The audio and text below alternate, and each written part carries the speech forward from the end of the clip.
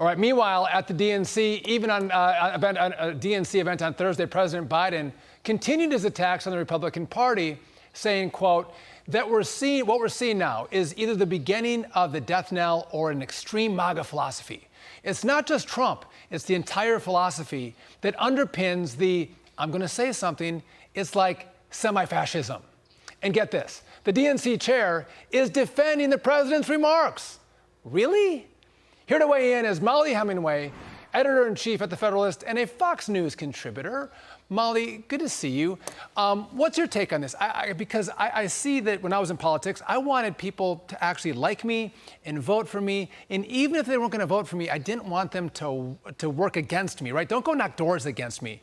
And here you're calling 70+ million voters that voted for Donald Trump semi-fascist? The politics of this doesn't make sense. It's extremely hostile to say this against half the country. Yeah. It's also just factually inaccurate. If you look up what the definition of fascism is, I think it's frequently used as this tantrum word from the left, meaning I don't like those people. But what it actually means is when you join corporate interests with political parties or regime power to control the agenda of a country. So when I'm thinking of that word, I think of how big tech colludes with the Democrat Party to suppress information that hurts Democrat political prospects, or how big corporations push the Democrat agenda.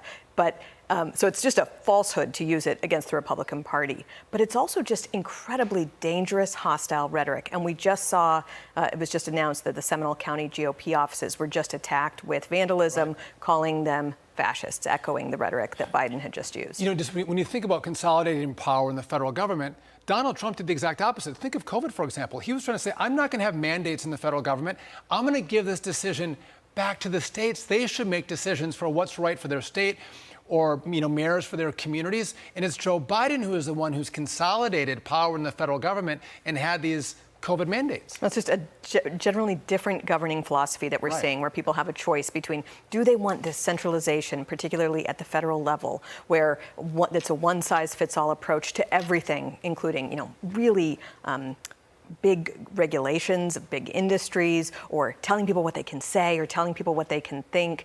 And but again, back to the point of what Biden is doing here, though, he was elected on a promise. The corporate media said that he would be a uniter. He was a moderate. He was hopeful. And what we've been getting from him is just incredibly hostile, just cruel rhetoric. It's not a total surprise. Joe Biden has a lengthy history of being a hostile person and being a jerk. It was when he ran against Mitt Romney and said that Mitt Romney wanted to put black people in chains. I mean, just really disgusting rhetoric. So I'm never quite sure why he got that reputation, but it seems that as he is aging, he's not even able to do that nice guy anymore, and you're just kind of getting the jerk. I think it is part of the aging process, and I think he's just gotten surly, mean, and more liberal.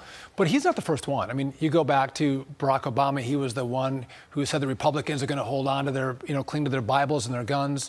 It was Hillary Clinton who used the basket of deplorable phrase. And it almost seems like the Democrat Party, or the leaders at least, are trying to otherize Republicans. And again, I think, there's a lot of liberals I don't agree with.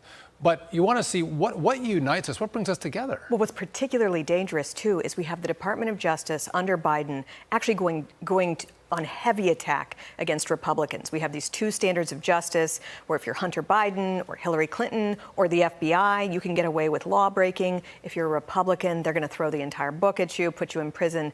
That is real. So this type of rhetoric matched with a highly politicized and corrupted Department of Justice and FBI is dangerous. But also, if you're a MAGA Republican, MAGA stands for Make America Great Again. It's about putting America first. And if you look at the wide swath of Americans, I come from Wisconsin, that believe in this philosophy. They believe in God, in country, in patriotism, in hard work, and they want their leaders to fight to make sure that they have jobs that pay them well so they can support their families. They love their flag. They stand for the national anthem. These are American people that fit American values.